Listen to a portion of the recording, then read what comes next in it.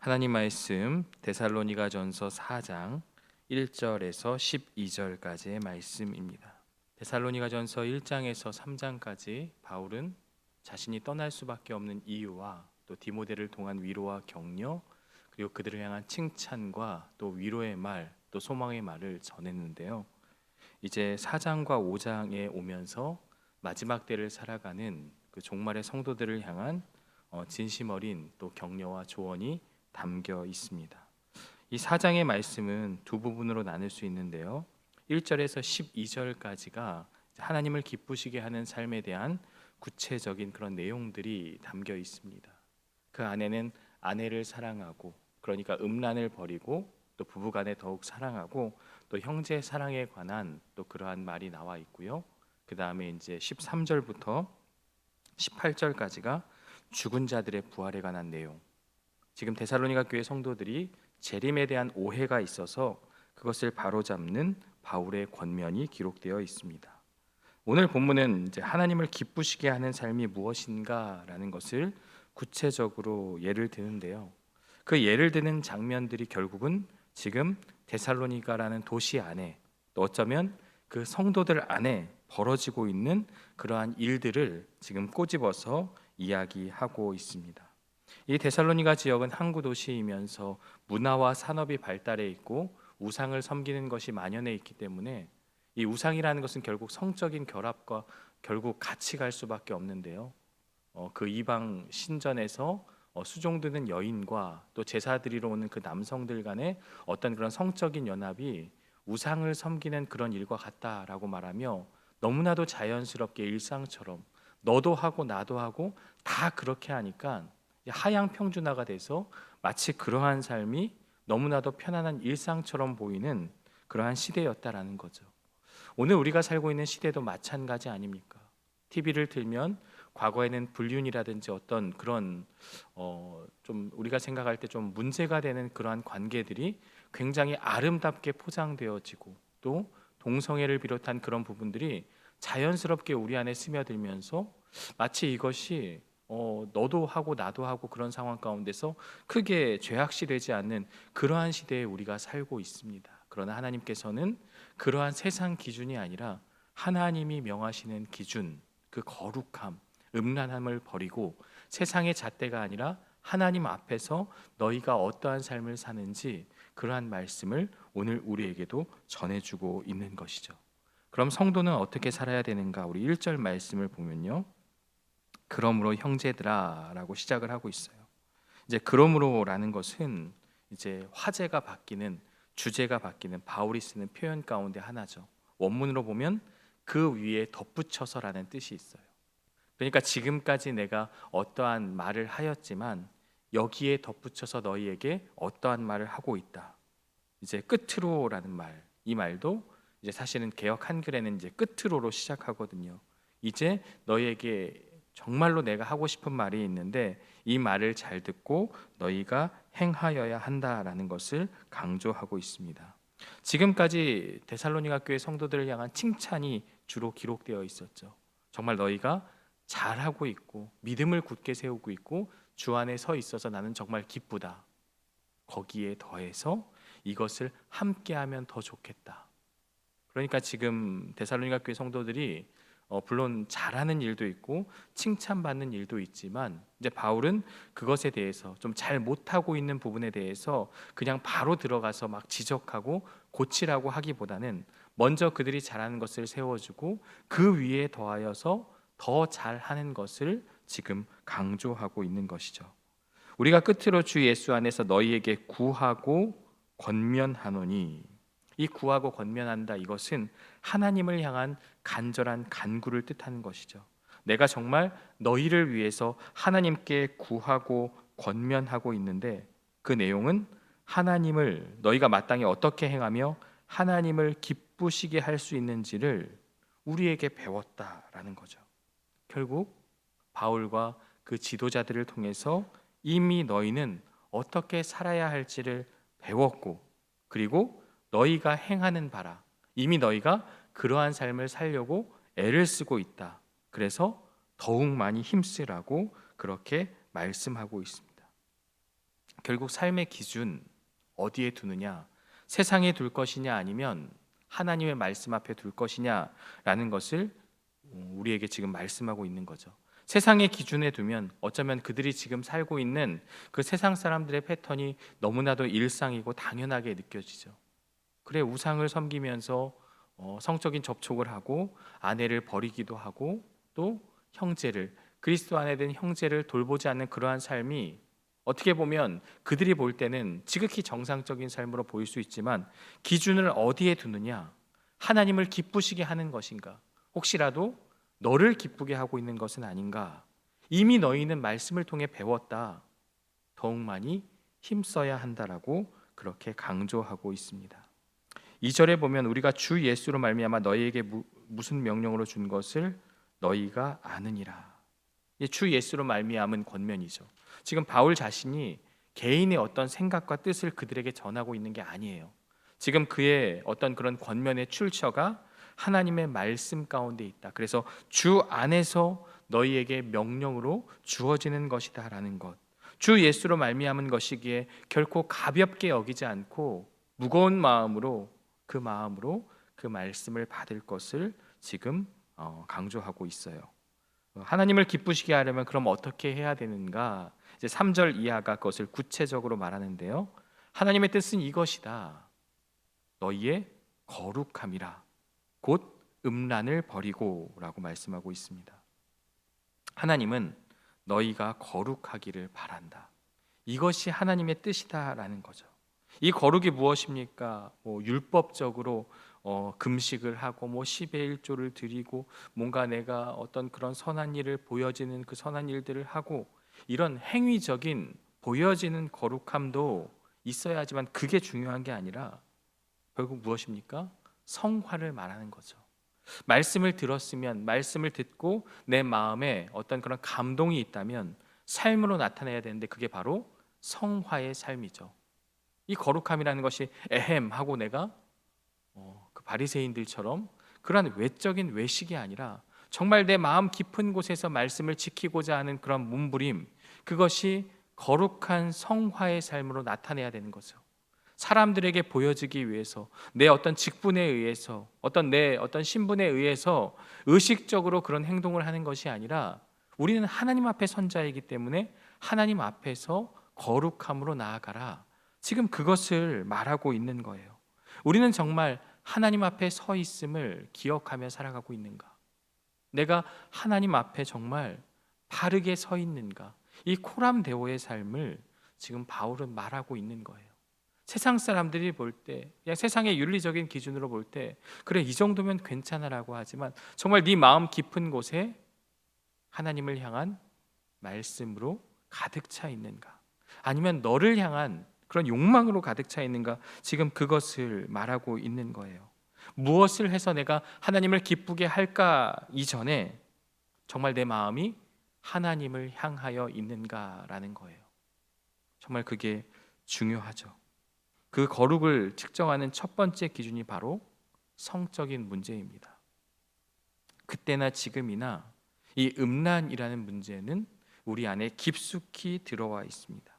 이 데살로니가 지역은 지중해 연안으로 온갖 우상 제사가 만연했고 성적인 접촉이 빈번했습니다. 결국 이러한 모든 것들이 일상이 되었고 결국 그런 세상 가운데서 하나님은 그러한 음란을 버리라고 그렇게 강조하고 있습니다. 세상은 그럴지라도, 세상이 괜찮다고 하여도 너희는 안 된다라는 거예요. 너희는 거룩해야 한다. 하나님의 뜻은 그것이다 라고 말하면서 4절에 이렇게 이야기하죠. 각각 거룩함과 존귀함으로 자기의 아내 대할 줄을 알고.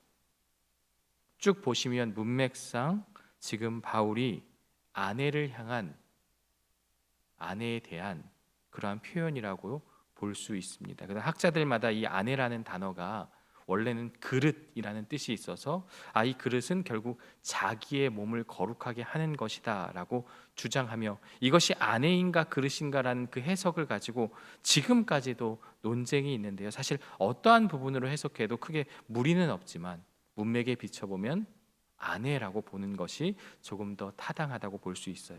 자, 그러면 자기의 아내에 대할 줄을 알고, 이 말은 지금 이 시대, 당시의 그 시대로 돌아가면 지금이야 이렇지 않죠. 지금은 아내고 남편이고 다 문란한 삶을 살고 있기 때문에 크게 그게 모호하지만, 그때의 기준으로 돌아가면 아무래도 남성 우월적인 그런 상황 가운데서 아내를 버리기도 하고 이방 여인 또 다른 여인들과의 어떤 그런 성적인 관계들을 하고 있었던 그 시대적인 배경으로 돌아가 보면 결국 부부간의 사랑이 아니라 어떤 그런 불륜적인 그러한 모습들이 만연하고 팽배해져 있었다. 아내를 버리기도 하고 그러한 삶의 모습이 있었다는 거죠. 그렇기 때문에 거룩함과 존귀함으로 아내를 대하고 부부간에 사랑하는 것이 바로 하나님이 보실 때 거룩함이고 하나님의 뜻이다라는 것을 말씀하고 있습니다. 결국 우리가 사는 시대에도 마찬가지죠. 특히나 목회자를 비롯해서 많은 믿음의 사람들이 이러한 부분에 있어서 무너지는 이유의 그 근본적인 원인은 부부 관계 가운데 있죠. 부부 간의 관계가 원만하지 않으면 다른 이성에게 눈을 돌리고 그것이 결국 하나님을 떠나게 되는 범죄와도 같은 그러한 모습으로 보이는 거죠. 그래서 결국 가정이 하나가 되고 연합되어져야 되고 또 하나가 되어야 된다. 사실 이제 제가 과거 신앙생활 했을 때 특별히 이제 교회 안에서 이제 특별히 이제 교역자들은 이제 아내와 가족에 대해서 좀 있어도 대면하고 그러한 모습들이 있지만, 이제 오늘의 시대로 와서 이제 목회자의 가정도 부부간에 사랑하고 또 자녀간에 화합하는 것이 어떻게 보면 하나님의 말씀을 전하는 자로서 그러한 모습, 삶의 모습이 더 큰 가르침을 주고 깨달음을 주고 더 큰 그러한 보여지는 삶의 모습이다라는 거죠. 그래서 이러한 모습, 가정 안에서 부부간의 사랑이 참 중요하다라는 거죠. 그러면서 5절에 하나님을 모르는 이방인과 같이 세욕을 따르지 말고, 이 세욕이라는 것은 강렬한 욕망이죠. 옳고 그름, 어떤 그러한 그것이 중요한 것이 아니라 내 욕망대로 살아가는 것. 그러니까 내가 원하면, 내가 바라면 그것이 옳다, 그것이 정의다라고 말하며 사는 모습, 오늘 시대의 모습이죠. 그러나 성도는 국적이 바뀐 자들이죠. 흑암의 세력, 어둠의 세력, 허물과 죄로 죽은 우리의 모습이지만, 결국 이제 성도는 하나님의 거룩한 백성으로 그 신분이, 국적이 바뀐 자죠. 그렇다면 이방인과 같이, 하나님을 모르는 이방인과 같이 살아서는 안 된다라는 것을 말씀하고 있습니다. 너희는 달라야 한다. 너희는 이방인들처럼, 세상 사람들처럼 그러한 음란의 문화에 빠지지 말고라는 거죠. 그것이 바로 하나님을 모르는 것이다. 하나님을 아는 너희는 그렇게 행하여서는 안 된다라는 것을 바울이 강조하고 있어요. 6절에 보면 이 일의 분수를 넘어서, 이 분수를 알아야죠. 우리가 분수를 넘어서는 안 되는 거예요. 이제 분수를 넘어선 자들이 있다는 거예요. 형제를 해하지 말라. 이 세욕이, 이 욕망이 하나님이 정해주신 그 한계선, 그 분수를 넘어서는 거예요. 거기까지인데 그것을 넘어서서 하나님의 마음을 아프게 하는 것이죠. 문맥대로라면 이 형제는 이웃이라기보다 아내라 볼 수 있죠. 이 일의 분수를 넘어서 아내를 해하지 말라.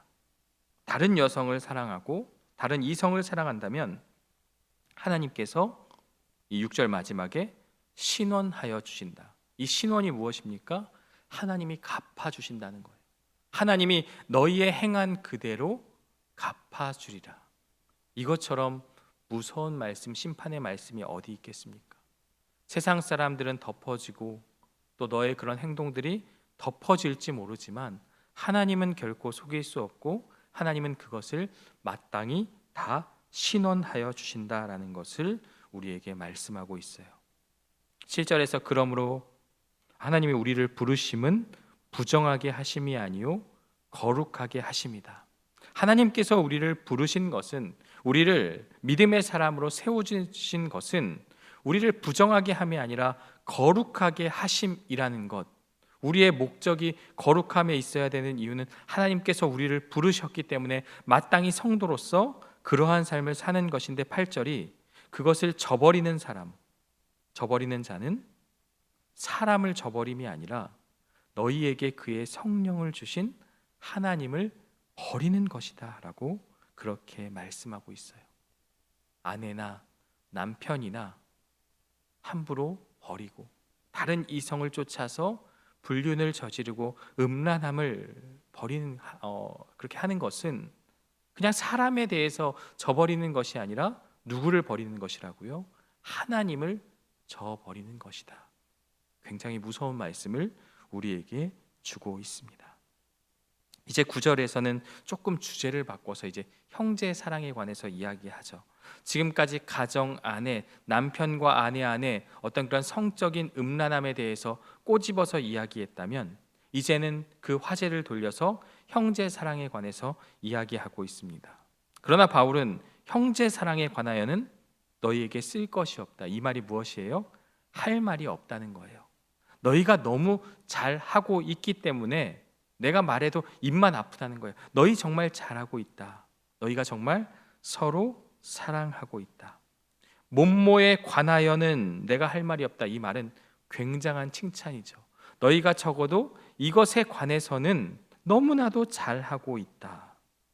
바로 그 사랑의 출발점이 9절에 너희들 자신이 하나님의 가르치심을 받아 하나님의 가르침대로 말씀대로 서로 사랑하고 있다.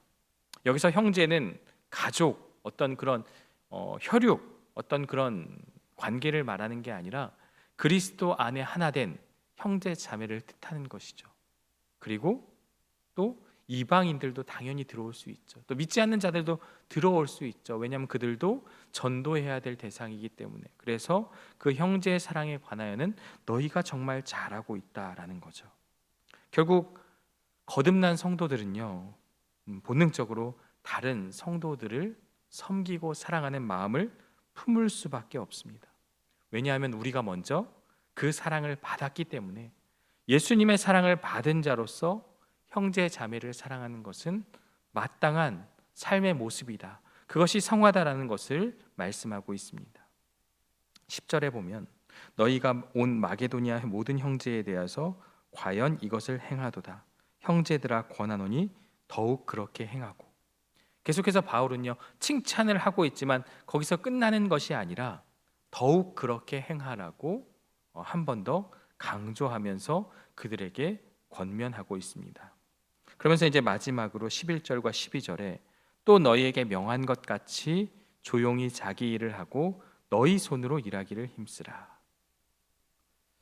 이 말씀은 조금 배경이 있어요.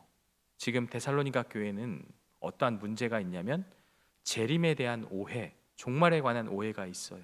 그래서 일을 할 필요 없다. 어차피 세상이 망할 텐데, 세상의 끝이 올 텐데 그냥 마음대로 살고 자신이 해야 될 그 일들을 감당하지 않고 한량처럼 그렇게 살아가는 그런 삶의 모습이 있었다는 것을 보이고 있습니다. 또 하나는 어떤 이원론적인 생각 가운데 육체는 악하고 영은 신비하니까 더 위대하니까 이런 육체적인 노동을 하는 것 자체가 잘못된 것이다라고 말하며 그러한 모습들이 그들 가운데 있어서 지금 바울은 그것을 꼬집어서 조용히 자기 일을 하고 너희 손으로 일하기를 힘쓰라. 왜냐하면 바울도 장막을 치고 텐트 메이커가 돼서 자비랑 선교를 했던 것처럼 너희가 맡겨진 그 마땅한 일, 직업에는 귀천이 없죠. 내게 속한 그 일들을 기꺼이 기쁨으로 감당하는 것이 바로 하나님의 뜻이다라고 말하며 그들의 삶의 모습들을 그렇게 강조하고 있습니다. 12절 이는 외인에 대하여 단정히 행하고 또한 아무 궁핍함이 없게 하려 함이라. 외인이라 하면 믿지 않는 자들에 관하여서. 자, 성도들의 약점 중에 하나가 뭐예요? 말씀과 삶이 일치되지 않는 것에 있어요. 만약 이제 목회자도 그렇지만 믿음의 사람들이 밖에서 보여지는 모습과 이 교회 안에서 있는 모습이 너무나도 괴리가 있다면 그 사람에게 우리 교회에 와서 신앙생활 하라고 그렇게 권할 수 있겠습니까? 그렇게 할 수가 없죠. 우리의 모습이 하나님의 말씀과 삶이 일치되지 않으면 사실 그것은 너무나도 잘못된 모습이죠. 이 교회 안에서 인정받는 사람은요, 세상에서도 인정받는 자가 되어야 하는 것이죠. 세상을 향해서도, 세상에 나가서도 이 교회 안에서의 모습과 행동이 다르지 않는 그러한 모습, 일상의 거룩을 지금 바울은 말하고 있는 거예요. 너희가 이 안에서만 하나님을 믿는다고 말하는 것이 아니라 세상에 나가서도 동일한 모습으로 단정히 행할 때 바로 그것이 하나님을 기쁘시게 하는 삶이요, 그것이 삶의 거룩이 되어서, 삶의 실천적인 모습이 되어서, 생활 윤리가 되어서 세상을 향해서 강력한 어떤 그런 복음을 전하는 메시지가 어떤 그런 생활적인 모습으로 나타나야 한다라는 것을 우리에게 말씀하고 있습니다. 오늘 말씀은 여기까지인데요, 데살로니가 교회는 성적으로 문란한 사회 속에서 거룩함을 지키라는 강력한 도전을 받았습니다. 오늘날 우리는 어떤 그런 우상을 섬기는 어떤 그런 성적 접촉 이런 건 없지만 매체와 미디어를 통해서 끊임없이 그 음란함에 노출되어 있고, 그러한 모습으로 우리가 우리 눈에 그러한 것들이 너무나도 많이 비춰지고 있는데요, 불륜과 동성애 이런 것들이 아름답게 포장되고 이러한 곳에서 죄를 인식하지 못하는 경향이 강한데요, 이러한 상황에서 바울은 강하게 말하고 있죠. 음란함을 버리고 거룩함을 지키라. 세상이 그러하다 하더라도 하나님이 보실 때 어떠한가를 의식하며 살라는 거예요. 부모가 이제 밖에 나가도 자식이 부모가 하지 말라고 하는 것을 의식하면서 하지 않는 것처럼, 제가 어렸을 때 엄마가 밖에 나가면 이제 TV를 보지 말라고 하는데 TV를 막 봐요. 그리고 어머니가 오실 때쯤 되면 처음에는 그 방법을 잘 몰라서 막 오면 껐는데 어머니가 이제 TV를 만져보죠. 그러면 뜨거운 거예요. 그럼 이제 바로 혼나는 거죠. 그래서 어느 순간 제가 어머니가 오시기 한 1시간이나 30분 전에 이제 일단 TV를 끄고 선풍기를 틀어서 막 식히는 그러한 눈 가리고 아웅과 같은 그런 짓을 했는데요, 사실 하나님이 보고 있다, 하나님이 나를 보고 있다만큼, 그런 의식적인 삶만큼 거룩한 삶이 없습니다. 우리의 삶의 아주 깊숙한 부분, 은밀한 부분까지도 하나님이 바라보고 있다라는 것, 결국 이것은 교회 안에서의 경건만이 아니라 세상을 향해 나아가서도 경건한 모습으로 이어지는 것이죠. 하나님은 우리의 몸이 성령이 거하는 거룩한 성전이라고 했습니다. 예루살렘 성전은 무너지고 예수님을 통하여서 새로운 성전이 우리 안에 거하게 되었습니다. 그것은 바로 우리의 몸이요 성도입니다. 그렇다면 우리는 이 몸을, 우리의 마음을 깨끗하게 하여야겠죠. 세상의 가치관을 무분별하게 받아들이는 것이 아니라 하나님의 말씀으로 거룩함으로 우리의 정결함을 지켜나가는 것, 결국 우리의 힘으로는 할 수 없습니다. 의지만으로는 너무나 부족합니다. 그래서 바울이 더욱 힘쓰라고 말한 거예요. 하나님의 말씀을 붙잡고 더욱 힘쓰라. 형제 자매 간에 서로 세워줌을 통해서 더욱 힘써 나아가라. 결국 우리는 매 순간 내 마음이 하나님을 향하고 있는지를 돌아봐야 되고, 이 하나님의 말씀이 기준이 되어서 어디서든 하나님이 보고 있다는 것을 의식하며 그것이 곧 하나님을 기쁘시게 하는 삶임을 기억하고 그러한 삶을 살아가는 저와 여러분들 되시기를 주님의 이름으로 축원합니다. 함께 기도하겠습니다. 하나님 아버지, 오늘 데살로니가 교회 성도들을 향한 말씀을 통해서 오늘 우리의 모습을 돌아보게 됩니다. 당시의 삶의 문화가 자기 자신을 기쁘게 하는 욕망대로 살아가는 그러한 시대였음을 우리는 알게 됩니다. 오늘 우리가 사는 시대도 그와 다르지 않습니다. 사람이 자기 좋은 대로 욕망대로 살아가는 이 시대에 하나님의 말씀이 기준이 되게 하여 주시고, 하나님이 어디서든 우리와 함께하고 보고 있다는 그 하나님을 의식하는 삶을 통해 일상의 거룩으로 나아가는 우리들의 모습이 될 수 있도록 인도하여 주옵소서. 우리는 의지가 약하여 그렇게 할 수 없습니다. 그러나 우리와 함께 하신 성령의 능력으로 말미암아 그러한 삶을 살아낼 수 있음을 기억하고 매일 일상에서 하나님의 말씀을 기준 삼아 살아가는 우리들의 모습이 될 수 있도록 인도하여 주옵소서. 삶의 거룩을 통해서 세상에도 빛과 소금으로 하나님의 말씀을 살아내는 자로 살아가게 하여 주시고, 그것이 세상에 영향력을 주는 임팩트가 있는 그러한 삶을 우리가 살 수 있도록 인도하여 주옵소서. 예수님의 이름으로 기도드리옵나이다. 아멘.